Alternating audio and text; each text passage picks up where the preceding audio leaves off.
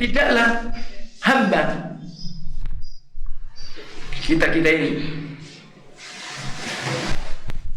berpuasa satu hari dan dia lakukan puasa tadi terlebih fi sabilillah, di jalan Allah. Ini pahala puasa yang dilakukan dulu di para sahabat di masa Rasul, nilainya tentu lebih besar. Ini juga keutamaan ibadah, keutamaan keistimewaan ibadah puasa. Maka tidaklah seorang hamba yang dia berpuasa satu hari di jalan Allah illa ba'atallahu bidzalika al-yawm, melainkan dengan sebab puasa sehari yang dilakukan di jalan Allah tadi, maka Allah akan jauhkan dengan sebab puasa itu di hari itu wajah dia dari neraka Allah Taala, maka dalam jangka atau jarak 70 kharifah, 70 tahun. Kita ibadah puasa antum yang antum lakukan karena iman, karena ikhlas, itu bisa menjauhkan wajah antum dari azab Allah, nerakanya Allah sejauh 70 tahun. يعلم ما يلج في الأرض وما يخرج منها وما ينزل من السماء وما يعرج فيها وهو الرحيم الغفور. Pada kesempatan kajian kitab Siam dari kitab Fikih Sahih Sunnah, yang dimana kemarin kita telah membahas tentang definisi makna puasa secara bahasa, demikian pula definisi puasa dari makna secara syariat. Dan kita pula telah ketahui bagaimana tentang sejarah pertama-tama diwajibkan ibadah puasa. Dan kita ketahui pula bahwa ibadah puasa adalah ibadah yang sudah dahulu, di mana Allah pula wajibkan kepada umat-umat generasi-generasi para rasul sebelum kita, umat Muhammad sallallahu alaihi wasallam. Dan Allah Taala memilihkan kita untuk menjalankan ibadah saum, maka Allah pilihkan di bulan Ramadan. Dan tentunya barakallahu fikum memiliki makna sebagaimana bahwa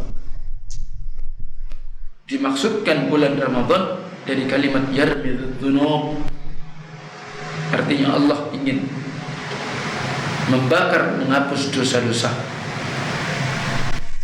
Itu makna Ramadan, baik itu ditinjau di dalam kitab Fawaid di Umdatul Ahkam ataupun apa yang disebutkan oleh Imam Syaukani rahimahullah, penjelasan beliau. Nah, lanjut kita pada bab min fadailis siyami wa fawaidih, dari keistimewaan puasa dan faidah-faidah ketika seseorang menjalankan ibadah puasa. Nah, disebutkan yang pertama oleh muallif, penulis kitab Sahih Sunnah, as-siyamu min a'zami ta'ati. Jadi puasa adalah di antara sebesar-besar ketaatan, seagung-agung bentuk ketaatan kepada Allah, allati yutaqarrabu biha ila Allah subhanahu wa ta'ala.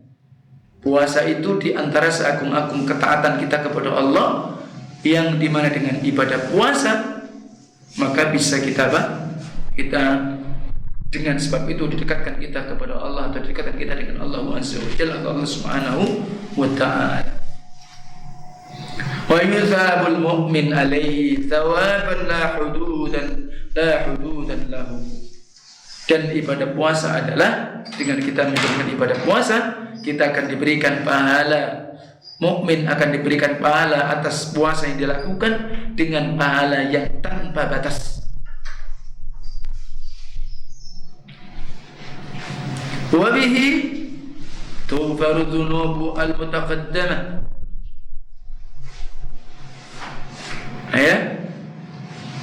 Atau wa bihi tughfaru dzunub al-mutaqaddimah.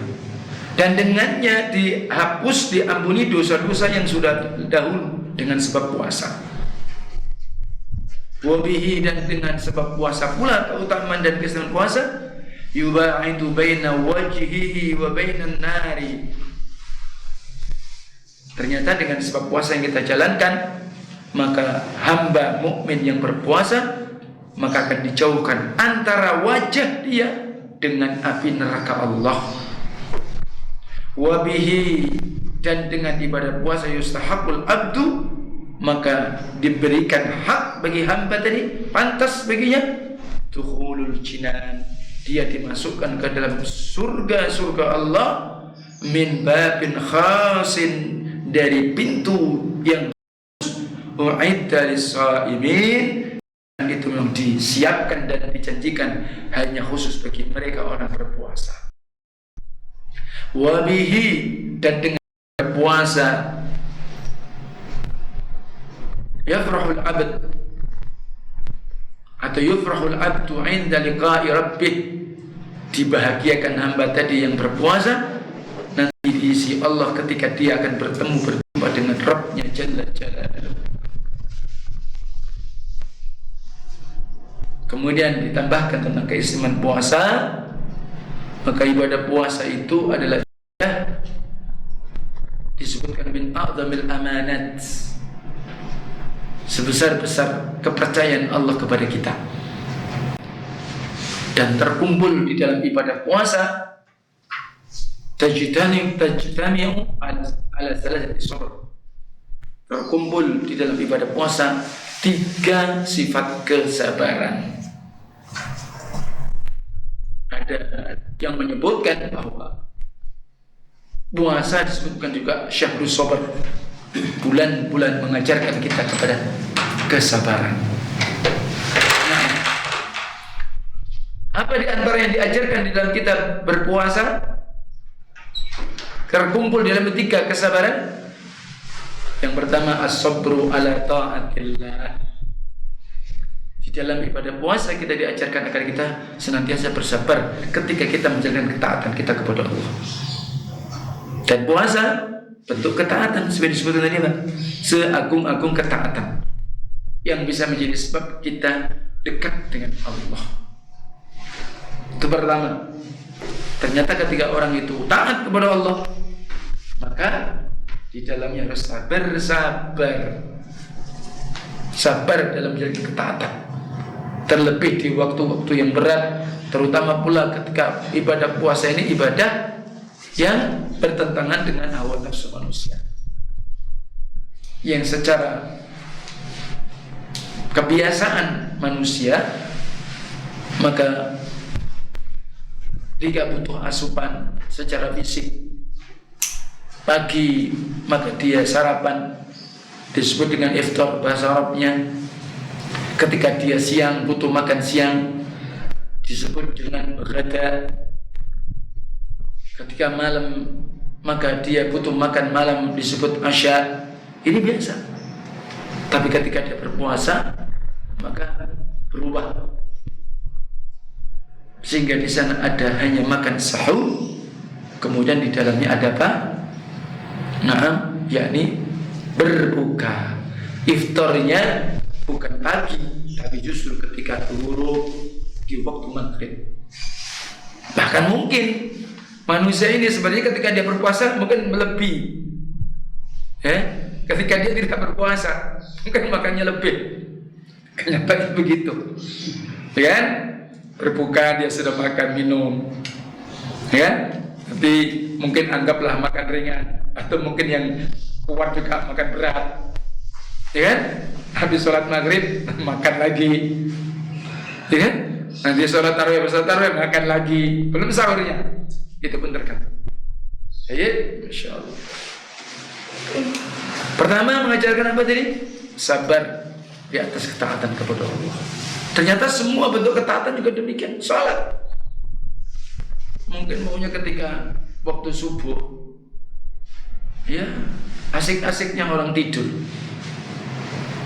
lagi asik-asiknya, maka dia dibangunkan. As-salatu khairum minan naum. Salat itu lebih baik daripada kalian tidur.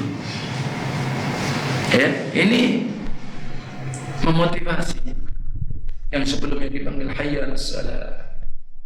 Ayo sholat, hayya 'alas shalah, ayo sholat, hayya 'alal falah. Ayo kita menuju kepada keberuntungan, kebahagiaan. Maka asik. Sebagaimana hawa nafsu kita maunya tidur. Lebih-lebih kalau musim dingin, mau ambil air wudu berat, tapi ternyata butuh kesabaran. Dan Allah tentu akan menyempurnakan pahala bagi dia. Allah akan muliakan dia ketika dia bisa melawan hawa nafsu dia. Betul, berat. Bangun subuh berat, ya, godaannya lebih berat, ya, beda ketika zuhur, ketika maghrib, ketika isya, itu beda. Sehingga di antara sholat yang paling berat orang-orang yang mereka memiliki penyakit hati, yang disebutkan Rasulullah, orang-orang memiliki penyakit nifaq, itulah sholat subuh. Itu di antara. Tapi ternyata ketika kita bersabar di dalam kita semangat menjalankan ketaatan kita kepada Allah Subhanahu apa yang disebutkan tadi, ketika orang bisa sholat subuh dengan berjamaah, ya, apa kata Rasulullah? Man shalla salat al-fajr ma'al jamaah ala dhimmatillah. Barang siapa yang dia sholat subuh dengan berjamaah, maka dia di dalam jaminan Allah. Allah jaga dia, Allah jamin dia. Belum lagi kalau dia bisa sholat 2 rakaat sebelum subuh, Masya Allah, seakan-akan dia memiliki dunia dan seluruh isinya. Bahkan keutamaannya melebihi dunia dan seluruh isinya. Sementara kita tahu bagaimana kenikmatan dunia yang dikejar dan diperebutkan oleh manusia. Tapi Nabi mengatakan raka'atul fajri khairum minad dunya wa ma fiha. 2 rakaat sebelum subuh maka nilainya lebih baik dari dunia dan seluruh isinya. Tapi berat. Mau bangun tepat waktu, mau bangun sebelumnya. Bahkan kalau kita bisa sholat tahajud minimal witir saja, Masya Allah. Ini ternyata seluruh ibadah termasuk ibadah puasa mengajarkan kita apa? Supaya kita bersabar dalam menjalankan ketaatan kepada Allah. Dan sementara kita taat kepada Allah, kalau kita tidak ikhlas hanya semata-mata karena Allah, maka semuanya kan percuma dan rugi. Nah, sabar yang kedua yang diajarkan dalam ibadah puasa, as-sabru anil ma'asillah. Bersabar dari kita bermaksiat kepada Allah. Sehingga puasa ini seagung-agung amanat Allah kepada kita, Allah percayakan kepada kita. Maka tentunya di dalamnya puasa mengajarkan apa? Kejujuran yang tulus yang muncul dalam diri kita. Kalau kalian mungkin bisa dusta kepada manusia, kalian bisa berbohong kepada manusia dengan seabrek dalil, dengan seabrek alasan, tapi terhadap Allah Tabaraka wa Ta'ala Allah Maha tahu. Wallahu alimun bidzatis sudur. Allah Maha tahu seluruh apa yang ada di dalam dada manusia. Kalau kalian bisa dusta dengan manusia, kalian tidak bisa dusta dengan Allah. Inna rabbaka labil mirsad. Karena Allah senantiasa mengawasi dan mengintai kalian dimanapun kalian berada. Allah Maha tahu. Mungkin saja ketika kita ngomong kepada manusia, antum puasa? Nah, antum saya berpuasa. Walaupun mungkin saja karena saking beratnya dia menahan rasa haus, mungkin tadi dia masuk dapur minum, habis itu dilap sama tisu, tidak kelihatan. Ditanya sama orang puasa, padahal dia sudah minum. Atau yang lainnya. Sehingga Allah ini amanahkan dengan ibadah puasa, amanah yang paling besar, mengajarkan kita sebuah kejujuran. Ini puasa. Kemudian yang ketiga, di dalam ibadah puasa terkumpul dalamnya sifat sabar, maka as-sabru ala aqdarillah al-muqlabah. Kita agar bersabar di atas ujian cobaan yang Allah ujikan kepada kita, walaupun mungkin itu sesuatu apa yang tidak kita sukai, mungkin yang menyakitkan. Nih, ya, Masya Allah. Dan kita tahu, ingat bagaimana dulu ketika Rasulullah SAW, para sahabat wajib berpuasa. Ketika itu wajib perang. Peristiwa perang Badar ketika di bulan puasa. berat luar biasa. Ya, satu sisi dia harus menjalankan ibadah saum dengan menahan lapar dan dahaga, ya kan? Maka sisi lain dia harus berhadapan dengan musuh dengan kekuatan dahsyat dan senjata yang kuat. Tapi ternyata ibadah puasa justru itu menjadi sebab kedekatan dia kepada Allah, doa-doa dia didengar oleh Allah Taala, doa yang diterima oleh Allah. Itulah di samping adanya keimanan tauhid yang ada dalam dirinya, maka itu mengantarkan menjadi sebab yang terbesar Allah pun menangkan dalam peristiwa Ghazwul Badr. Walaupun tentara Islam 1, tentara kafir ketika itu 3-4 bandingannya, 1 lawan 4, tapi menang, kemenangan di atas kaum muslimin. Itu sebenarnya di antara rahasia di dalam ibadah puasa, di mana Allah Taala barakallahu fikum maka mengumpulkan di dalamnya yakni sifat kesabaran. Maka Allah akan menyempurnakan pahala bagi orang-orang yang bersabar.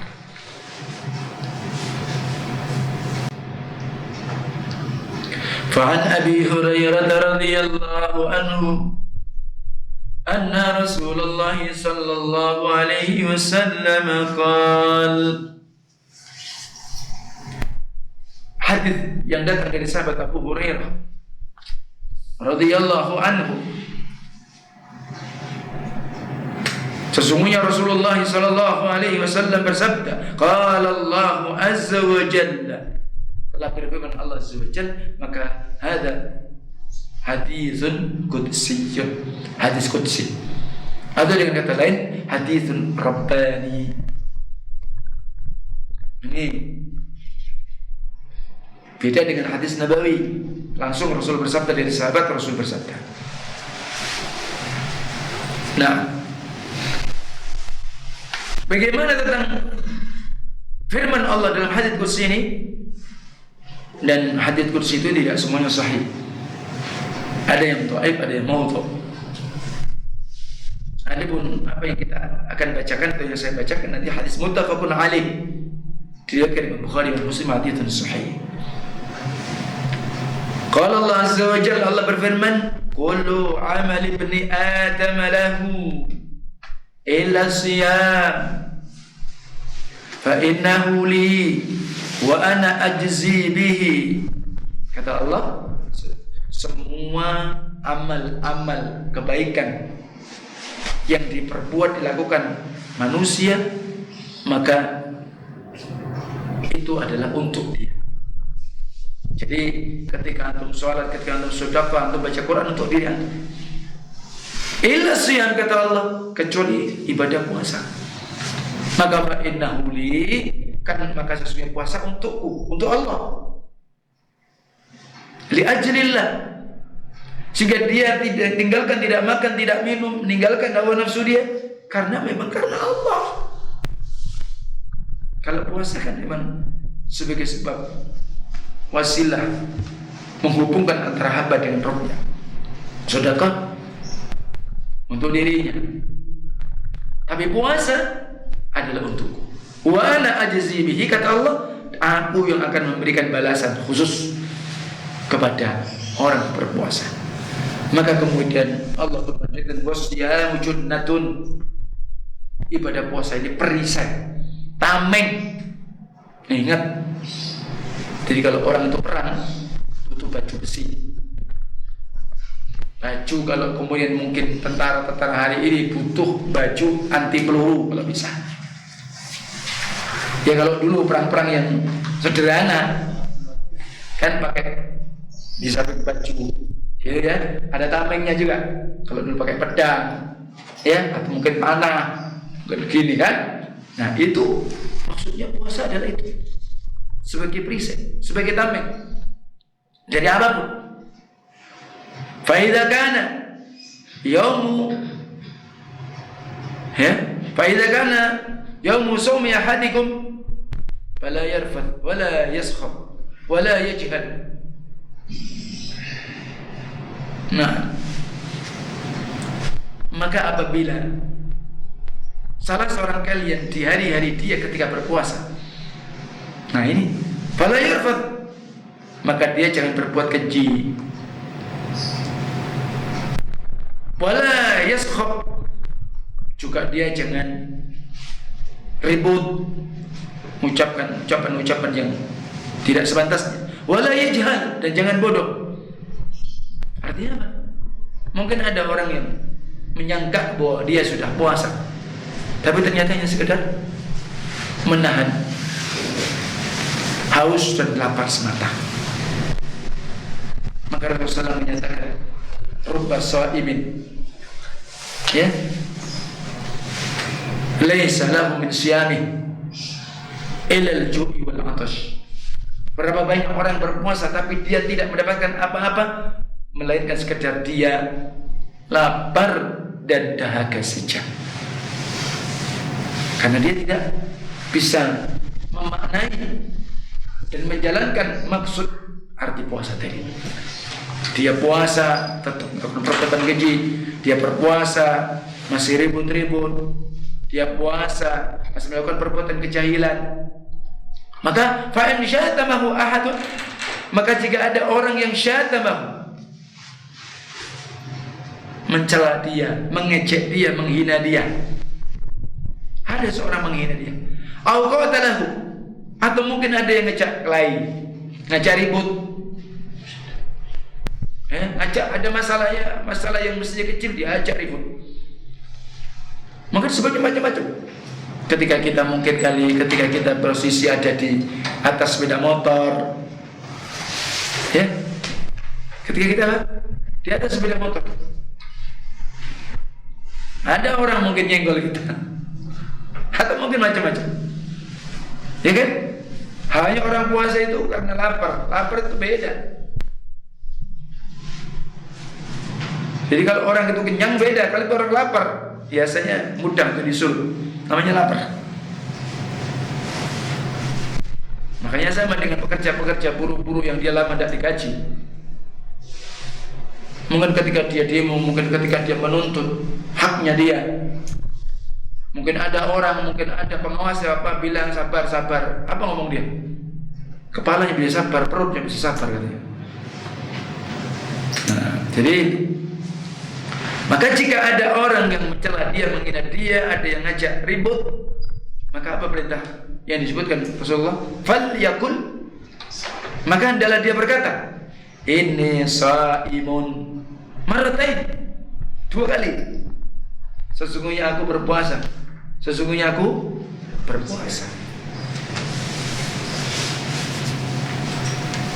Nah,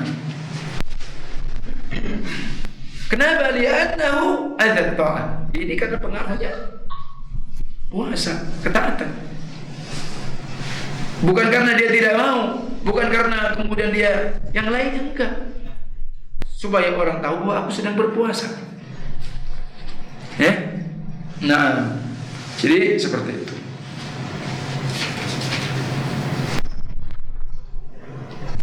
Dan ini adalah hal-hal yang perlu diamalkan, yang perlu ditunaikan oleh orang-orang yang berpuasa.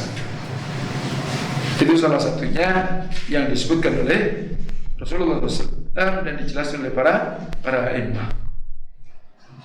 Dan itu ternyata di antara hikmah ketika orang itu berpuasa. Nah, suruh ucapan apa? Aku berpuasa, aku orang berpuasa. Kemudian walladzi nafsu Muhammadin biyadihi, dan demi jiwa Muhammad di tangan Allah. La khuluqu famis sha'im, sungguh baunya mulut orang berpuasa atyabu indallah yaumil qiyamati min rihil misik.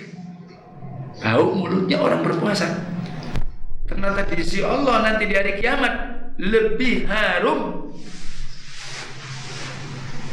lebih berharga, lebih mulia di sisi Allah nanti yaumul kiamat min rihil misik, dibanding minyak misik. Kalau di zaman-zaman kita mungkin tidak begitu kita kenal. Misik itu memang dikenal di masa dulu, di masa anak pun masih di pondok dan yang lain masih dikenal. Walaupun sekarang ada namanya misik abyad, misik putih. Asal minyak misik itu memang kita ada pula ambar dan jenisnya. Jadi minyak misik itu minyak bagus. Ada yang menyebutkan minyak misik itu min damil ghazali, artinya dari darah kicang campurannya, sehingga kalau memang betul-betul dia bagus murni, ya memang harum luar biasa. Nah, dia ternyata bau mulutnya orang yang berpuasa. Padahal disebutkan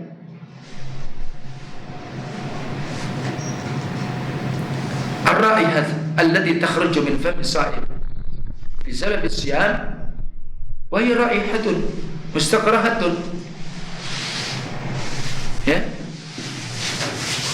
li khalq al-ma'iddah min al-akl.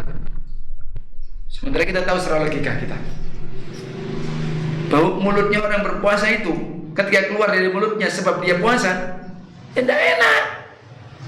Ayo, kenapa? Ya karena memang kosongnya perut dia dari makan. Tapi ternyata dia bu indallahi birrihil misik. Jadi ini menunjukkan apa? Keistimewaan, keutamaan. Bukan berarti begitu kemudian antum puasa ndak gosok gigi. Habis bangun tidur ya gosok gigi tetap. Dan gosok gigi tidak mengapa. Ya, yang penting pakai pasta gigi yang tidak terlalu berasa. Mungkin ada rasa mentosnya atau pemintal ya. Itu ada kan permen yang kayak terasa permen begitu. Ada kayak apalah. Ya, jadi seperti itu. Jadi sehingga bisa sampai ke kerongkongan masuk. Hindari. Tapi untuk bau tetap, ya. Nah, dan ini semua li'annahu athari ta'at, karena itulah buah dan pengaruh ketaatan. Sama ketika Rasulullah SAW dengan hadis qudsi seperti itu, sama ketika kama anna ghubar asy-syihid yakunu damuhu yawm al-qiyamah launuhu launu dam wa rihuhu rihul misik. فالآثار التي تنشأ عن طاعة الله وإن كانت مكروهة للناس والنفوس فإن محبوبة عند الله سبحانه وتعالى ومن ذلك خلوق فم الصائم. Sama ketika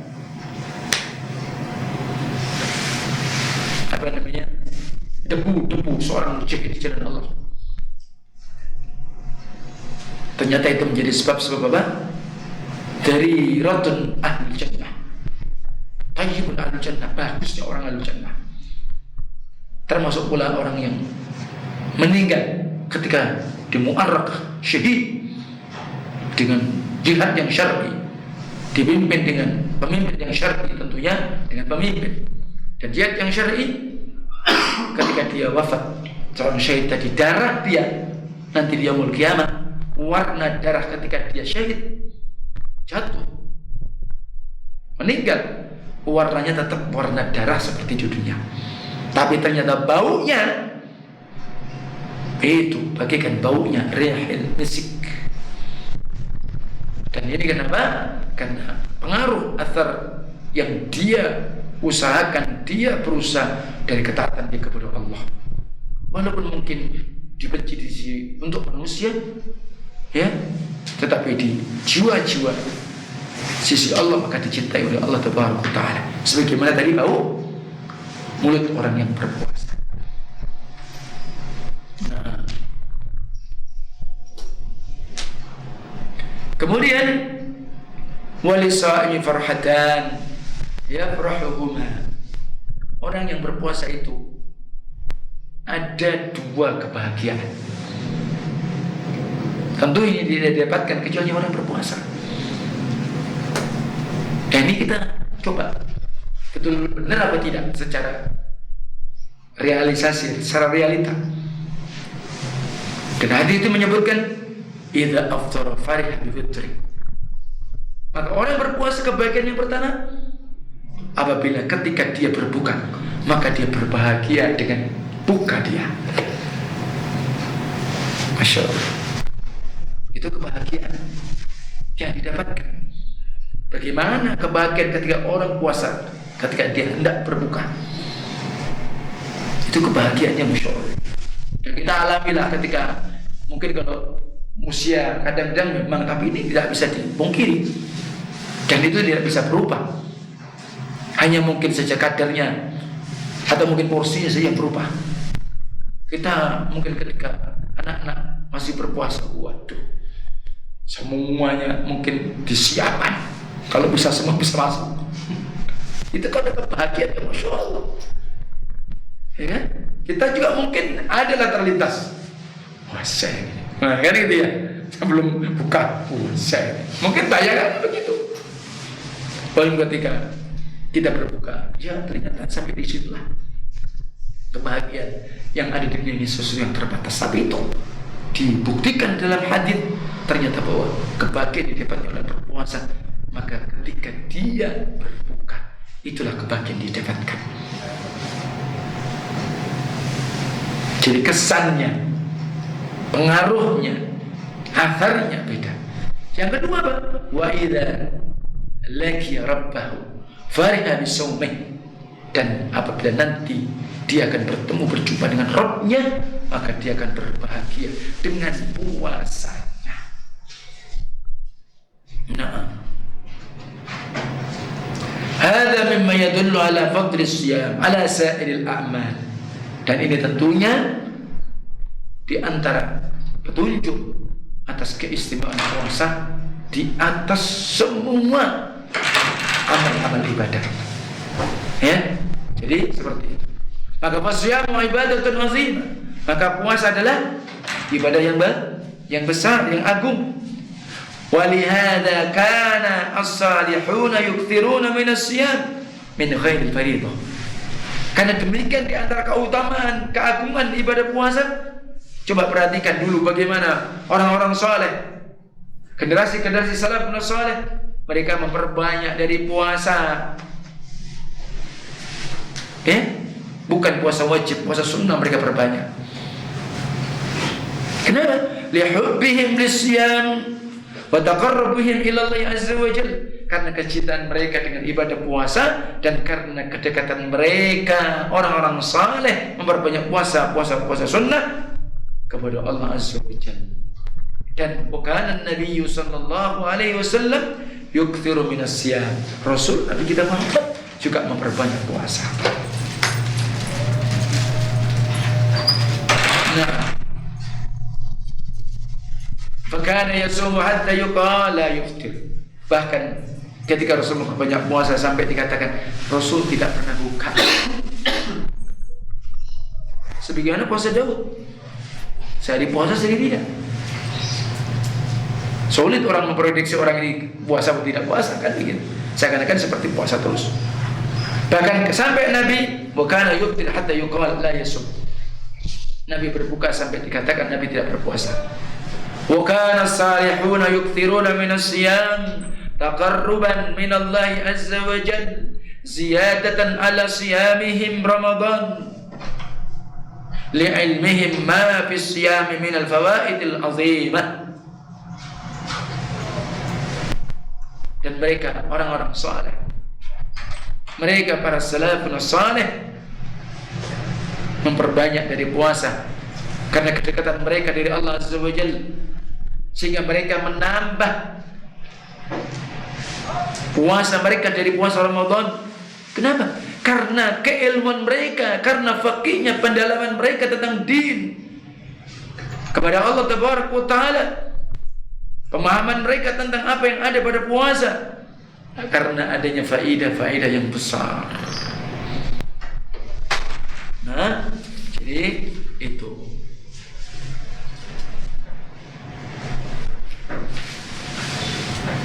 Wa an Abi Hurairah radhiyallahu anhu qala, dari sahabat Abu Hurairah semoga Allah ridhonya berkata, qala Rasulullah sallallahu alaihi wasallam, telah bersabda Rasul sallallahu alaihi wasallam, Man shama Ramadana imanan wa ihtisaban ghufira lahu ma taqaddama min dhanbih. Hadits rawahu Bukhari wa Muslim. Man, siapa saja, laki ataupun perempuan, sama berpuasa man Ramadan, puasa Ramadan, imanan karena keimanan, wa ihtisaban karena ihtisab. Apa maknanya di sini? Karena saya berpuasa Ramadan karena iman. Artinya apa? Iman kepada Allah, mentauhidkan Allah. Iman karena itu syariat Allah, dia terima syariat itu. Wahtisaban, dia berharap mendapatkan pahala dari sisi Allah tabaraka wa ta'ala. Nah, itu maksudnya. Maka puasa yang karena dengan dua sifat tersebut, ghufira lahu ma taqaddama min dhanbi, maka akan diampunkan bagi dia dengan sebab puasa dengan dua sifat tersebut. Ma taqaddama, apa-apa yang telah dahulu dari dosa-dosa dia. Jadi kalau antum berpuasa bukan karena iman, karena berharap pahala dari Allah, yang tidak yang tidak ada manfaat. Ma fi faedah, ada di dalamnya faedah. Nah,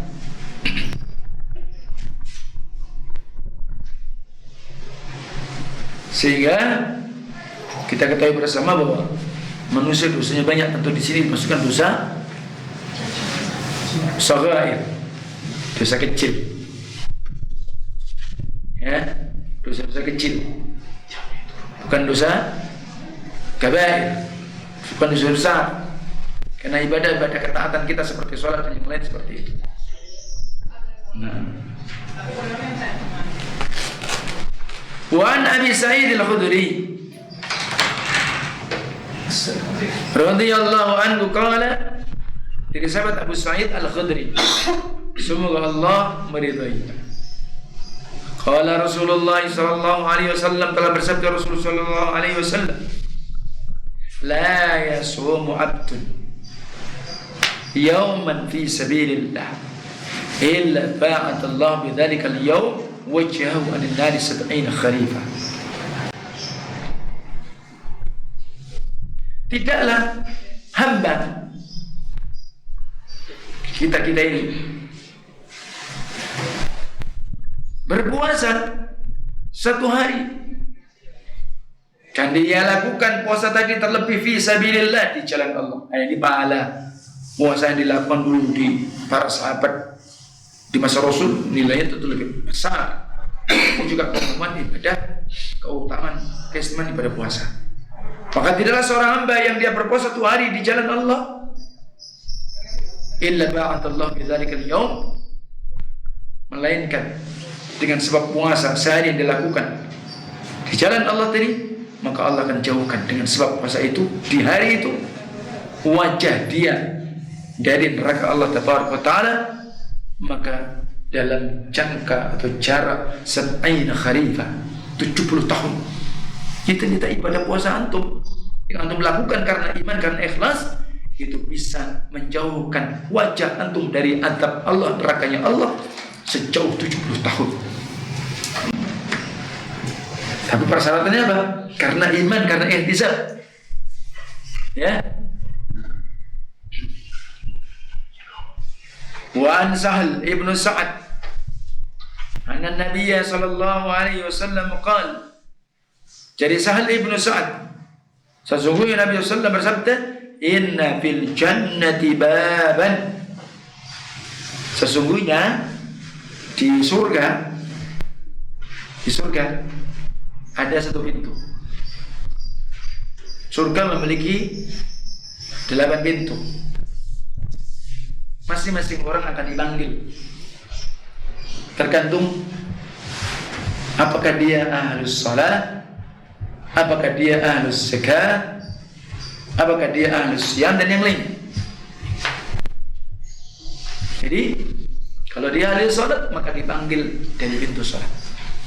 Tapi ternyata di surga ada satu pintu surga Maka yang disebut dinamakan namanya Babur Rayyan. Itu salah satu namanya pintu surga. Tapi ada sahabat yang dipanggil di seluruh pintu surga. Dan ini manusia paling mulia. Siapa? Sahabat Abu Bakar As-Siddiq radhiyallahu anhu. Karena dia adalah orang yang pertama, sebelum orang beramal dia lebih dulu beramal. Ketika ditanya siapa di antara kalian tadi pagi yang bersedekah, Abu Bakar mengacung tangan dulu. Saya. Yang lain tidak ada. Siapa yang tadi pagi melakukan sudah menjenguk orang sakit? Saya. Abu Bakar. Yang lain belum. Masya Allah. Kita mengikuti orang yang jelas.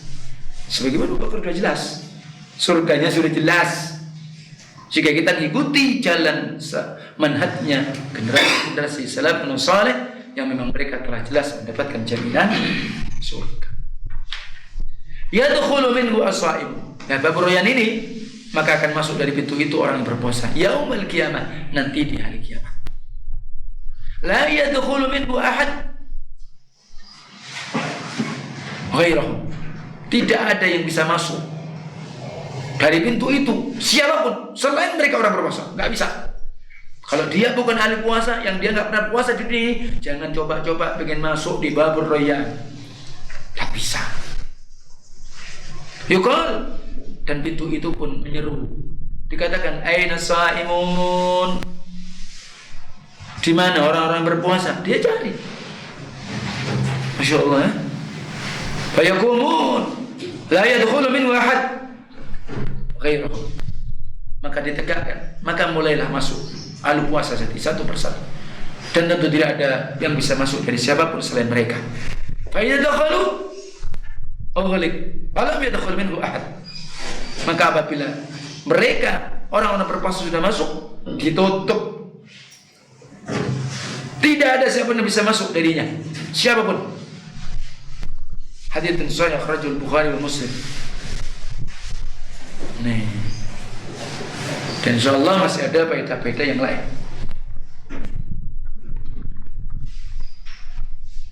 Nah, masih banyak di antara faedah-faedah yang lain.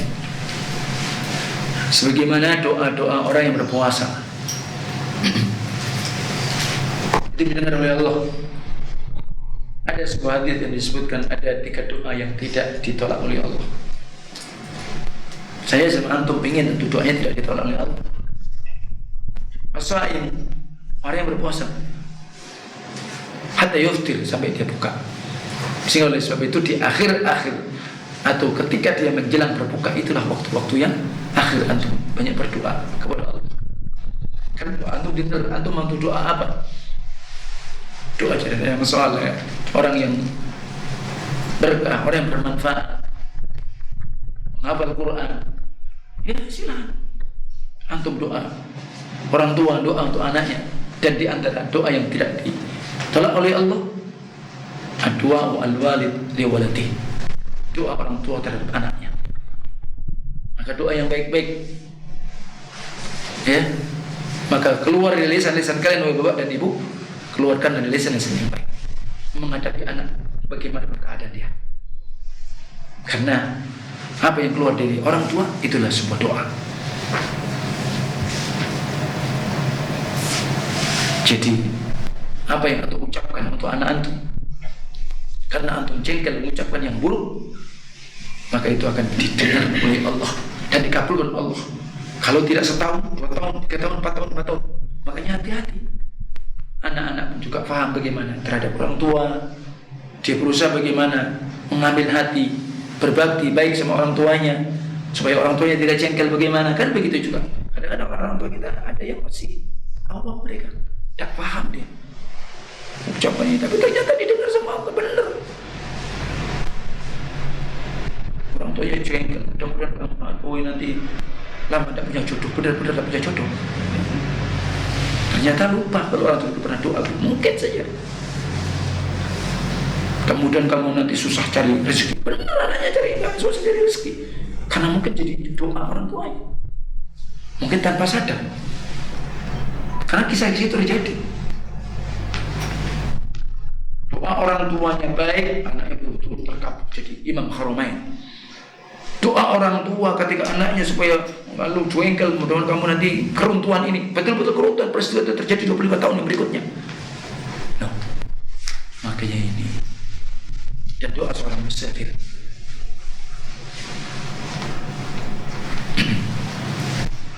Wasiyamu madrasatu khuluqiyyah kubra yatadarrabu fiha al-mu'min ala khisalin katsira.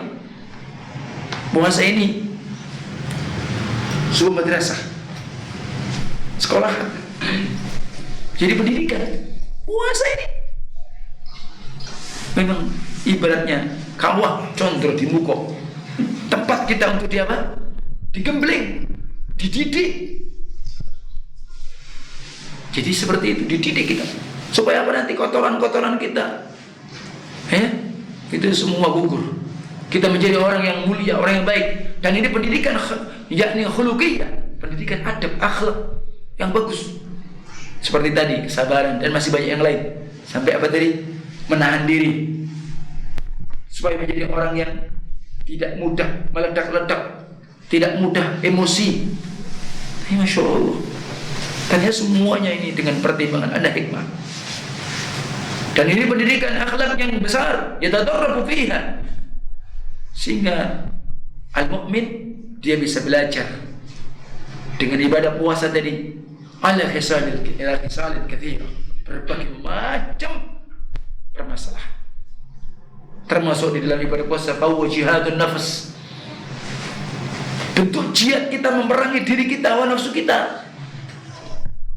Sehingga bagaimana mungkin orang akan bisa menjalankan jihad-jihad yang lain sementara manusia ini, Bani Adam, musuhnya banyak. Ya enggak? Musuh yang terus menerus, yang tidak pernah kenal lelah dan jenuh. Siapa itu? Iblis, syaitan dengan bala tentaranya. Ya, dengan bala tentaranya. Jadi itu ya. Nah, itu apa namanya? Termasuk yang tidak pernah kenal lelah. Baik, jadi seperti itu. Bagaimana kita akan menghadapi syaitan? Kita akan menghadapi iblis. Kita menghadapi diri kita aja masih belum mampu. Ya, kita mengalahkan diri kita saja kita belum mampu. Ya, jadi ini. Maka oleh sebab itu, barakallahu fikum jami'an, ketika Rasul menyatakan al-mujahidu man jahada nafsahu fi ta'atillah. Seorang mujahid yang sebenarnya, mujahid yang tulen adalah orang yang bisa memerangi dirinya bagaimana supaya dia berada dalam ketaatan dia kepada Allah. Gimana kita? Tadi saya sebutkan, puasa ini bukan gampang berat. Kalau hanya sekedar rutinitas yang begitu-begitu ya gampang. Tapi gimana kita bisa memiliki arti makna yang lebih baik, berkualitas, menambah kebaikan sebagaimana tadi, menunjukkan akhlak yang baik dan yang lainnya. Sehingga termasuk jihadun nafas.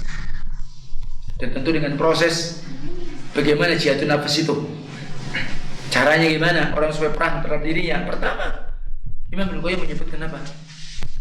Ayyujahidha ala ta'allumil huda wa dinil haqq. Dia harus sanggup memerangi dirinya, dan dia harus mempelajari agama Allah, mempelajari petunjuk Quran dan Sunnah.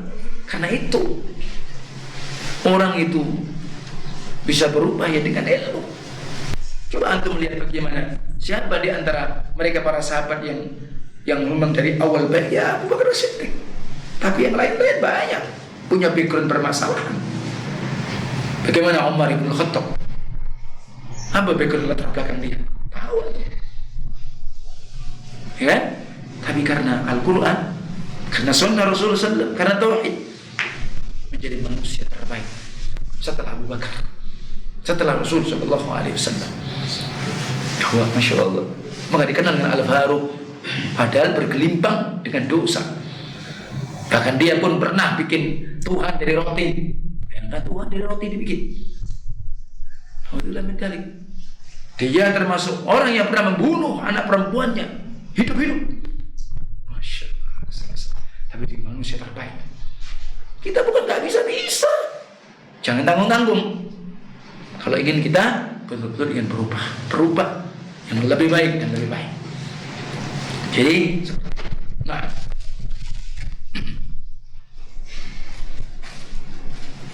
baru kemudian cari guru yang benar, baik juga. Itu bentuk jihad. Jadi kalau kemudian di mindset, di subhat dia, ya saya ini kalau belajar kan gurunya biar banyak, biar ya banyak khazanah. Ya, disamakan dengan makanan gado-gado. Ya, makanan gado-gado ya zen, kalau suka. Tapi kalau kemudian pemahaman dinnya gado-gado, nah bila mentalik bingung sendiri. Ya kan, ustadznya banyak, tanya ini, ustadznya jawabnya begini, yang sini begini ya, Boh. Gimana nyebutkan? Akhirnya dengan simpulan sendiri. Oh, kalau begitu beragama ini menurut kita sendiri. Nah, kesimpulannya bahlul jadinya. Sama karena nggak punya ilmu, haji umroh sana. Loh, ternyata orang itu sholat ada yang dari sedekah. Ya kan? Katanya ada yang sedekah, ada sholat begini. Oh, berarti ini memang macam-macam. Ya udah. Nah, kan nggak ada ilmu kan? Nggak ada bimbingan, nggak ada yang bimbing. Yang membimbing banyak, bingung sendiri. Sehingga barakallahu fikum, maka ketika kita menjadi seorang guru, ya tentunya akidahnya benar. Sebagaimana kebenaran itu ya ditunjukkan, dibimbing dengan dalil Quran dan Sunnah. Sebagaimana apakah akidah, sebagaimana akidah Rasul dan para sahabat. Itu penting. Dan kemudian aplikasi dalam kehidupan dia.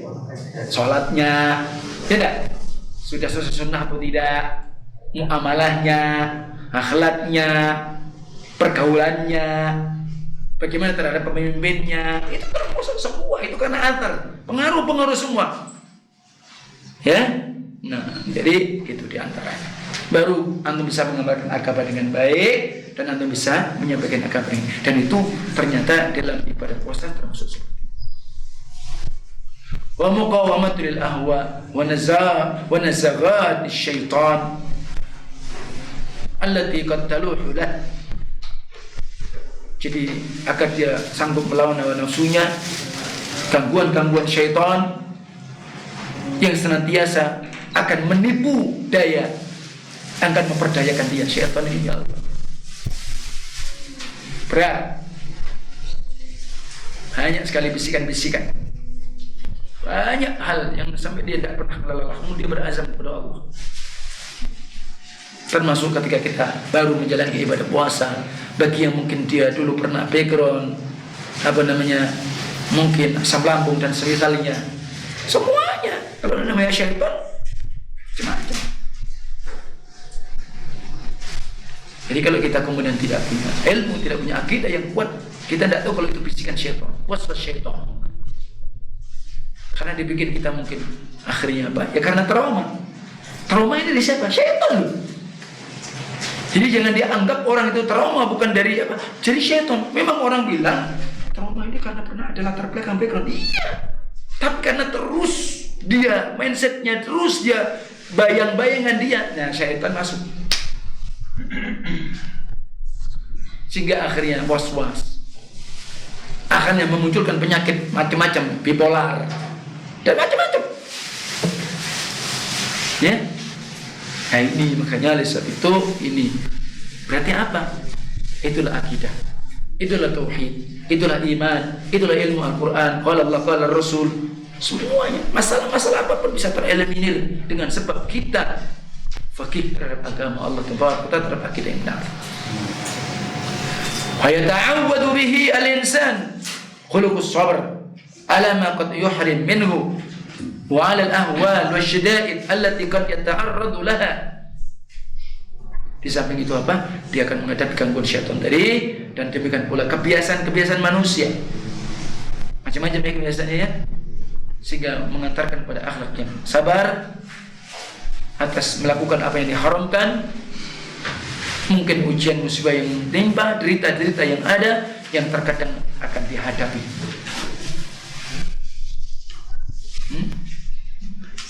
Sehingga pula wa yu'allimun nidham bal indibab. Ternyata puasa pun mengajarkan apa? Agar dia menjadi orang yang konsekuen. Ya. Jadi itu orang yang taat dan disiplin. Enggak bisa ngajarkan gitu kan? Disiplin, konsekuen. Kemudian apa? Wayanmi fil insan, dan menumbuhkan di dalam diri manusia dengan ibadah puasa atifatir rahmah wal ukhwah wasyu'ur bitadaman wa ta'awun allati tarbitu al muslimin. Sehingga dengan ibadah puasa menumbuhkan apa? Rasa kasih sayang, solidaritas, persaudaraan, rasa untuk bahu membahu, ta'awun.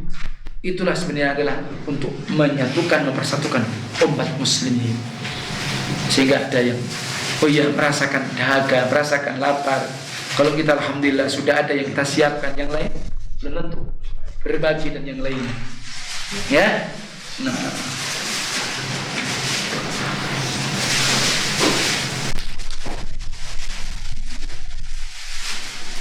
aqsamus siyam. Sekarang pada bab baru lagi macam-macam puasa. I'lam anna siyam ala qismain. Ketahuilah sesungguhnya puasa ada dua macam, ada dua bagian. Yang pertama, siyamun wajibun. Puasa wajib. Jadi pertama puasa wajib. Kemudian yang kedua, siyam tatawwu. Puasa tatawwu, puasa sunnah. Ada wajib, ada sunnah. Nah, sudah ya. Itu macam puasa, ada puasa itu wajib, ada puasa itu sunnah. Asyamu wajib wa aqsamu. Ada puasa wajib itu juga ada bagian-bagian macam-macamnya. Maka disebutkan asyamul wajibu ala thalathi aqsam. Puasa wajib ternyata ada 3 bagian. Supaya kita tahu. Puasa wajib ternyata ada 3. Di samping kita tahu ada puasa wajib, ada sunnah, ternyata puasa wajib itu ada 3 bagian. Yang pertama apa? Ma yajibu lizamani nafsu. Yakni sesuatu puasa yang diwajibkan karena memang masanya, memang dia waktu masa berpuasa, itulah puasa Ramadan. Wa huwa shaumu syahrul Ramadan.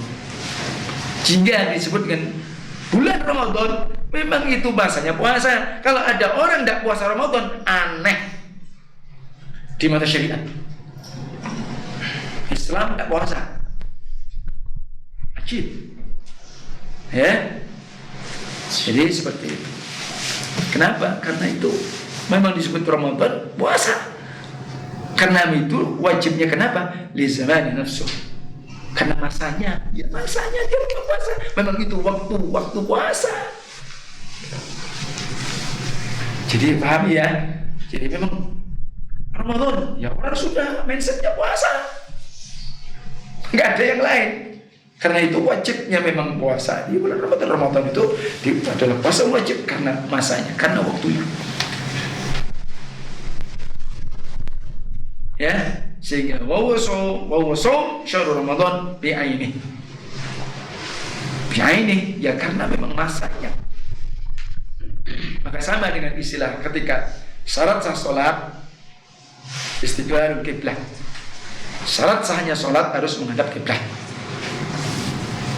Menghadap ada 2, bi'aini wa bisyatri atau biwajhi. Kalau bi'aini berarti kiblat sudah di depan dia, memang dia lihat bendanya. Maka para ulama sepakat tidak ada istihad. Tak boleh istihad. Mau di depannya mau Ka'bah, istihad dia. Oh, saya agak menceng ya. Tidak bisa. Di depannya Ka'bah. Sudah jelas. Tapi kalau syatr atau biwajhi arah, maka di situ baru ada ijtihad, dan ijtihad tidak mungkin bisa disamakan. Maka jangan mengatakan ketika ada orang mencoba mengukur kiblat masjid itu ternyata menceng, ngomong kiblatnya menceng tak sah soal situ. Bahlul dia ngomong begitu karena tidak tahu fakih, dia tidak tahu ilmu dia. Makanya ketika orang ngomong Mana dalil ente mengatakan orang yang ketika sholat dia tidak kemudian menceng, antum katakan tidak sah? Ada? Tidak ada. Karena dia khilaf. Berarti antum katakan juga orang-orang dulu dengan kesadaran mereka membangun sudah mengarah mungkin dengan alat yang sederhana, Allahu a'lam. Terus antum akan katakan tidak sah. Alangkah tidak bijak dan adilnya antum. Kenapa bumi juga mengalami pergeseran kok? Karena sebab mungkin gempa dan yang lain. Bukannya demikian secara ilmu? Iyalah. Tidak terus menetap. Di sini mestinya bermainnya dan di situ memahaminya. Makanya sampai Allah pun membolehkan kita untuk ijtihad dalam perkara itu dalam bab fikih. Nah, ya silakan. Maka sehingga para ulama mengatakan antum sholat ya sesuai dengan mihrab masjid tersebut. Oh, mihrab di sana ya situ berarti kan kalau nggak cocok dengan hati orangnya antum. Duh, kok perasaan ada ke selatan ya? Ya, memang antum, memang itu kan berarti ke sana. Gampang tuh, gampang syariat ini. Nah, jadi seperti itu. Nah, wa huwa alladhi tanawalu ahkamu huna. Maka di sini yang kita akan bahas hukum-hukumnya. Kemudian puasa wajib yang kedua. Kalau tadi karena masanya puasa Ramadan, ma yajibu li'illatin. Puasa itu menjadi wajib karena sebab ilat, karena ada sebab-sebab khusus. Maka di sini wa wasyam al-kaffarat. Ada nama puasanya kafarat. Jadi puasa sebab bayar kafarat, maka itu berarti juga wajib. Kafarat itu menghapus, penebus. Nah,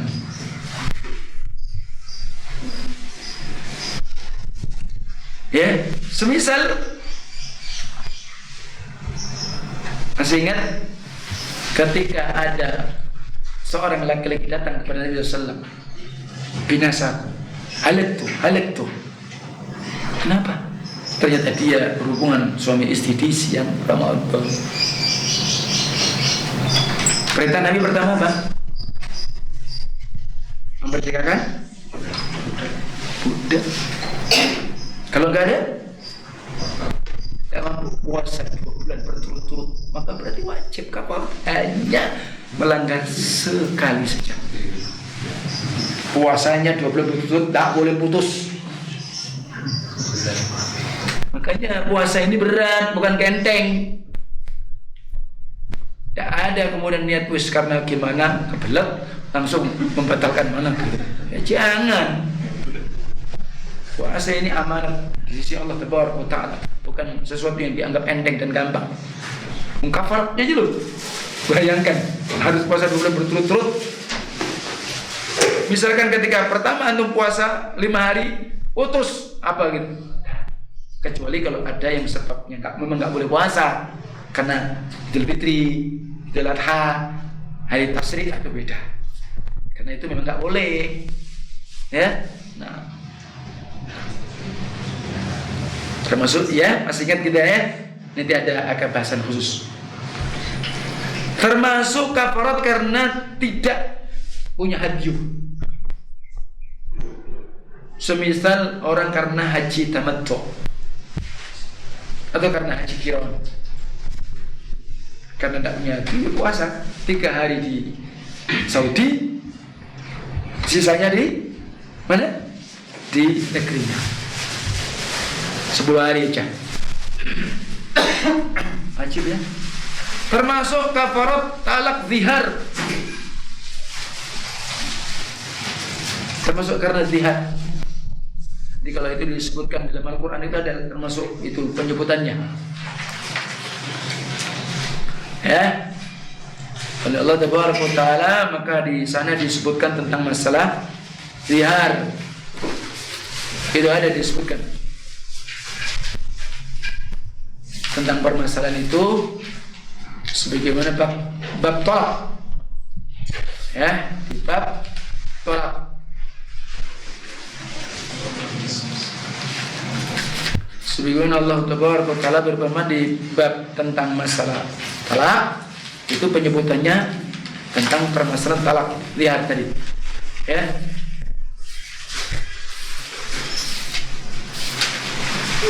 Misal Allah berfirman di sini,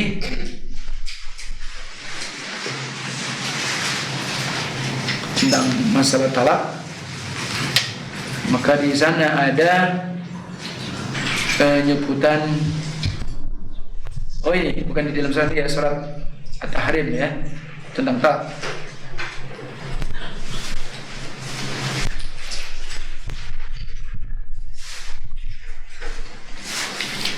Demikian pula tentang masalah talak ini disebutkan barakallahu fikum, barang siapa yang dia kemudian mentihar istrinya, maka di situ ada penyebutan, ada konsekuensinya. Ya, nah, itu diantara yang disebutkan.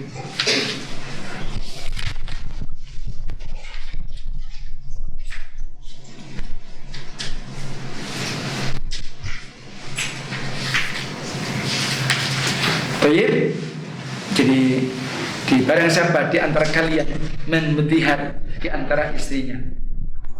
Talak zihar itu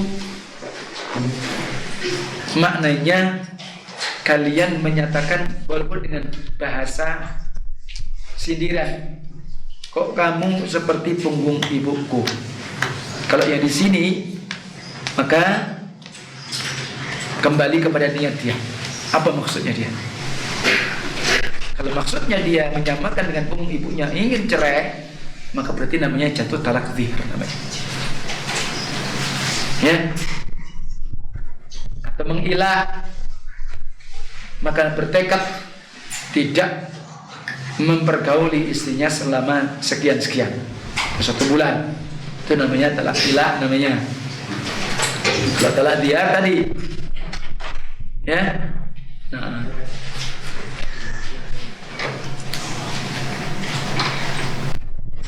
baik, itu di antara kafaratnya. Di antara talak zihar itu rujuknya ketika dia sebelum mendekati istrinya, maka diperintahkan untuk menggunakan budak juga.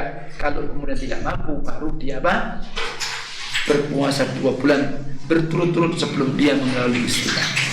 Berarti di sini puasa wajib yang disebut dengan kafarat karena bi'illatin, karena ada sebabnya disebutkan barakallahu fikum, dia melanggar hukum yang lainnya. Itu disebutkan seperti itu. Nah,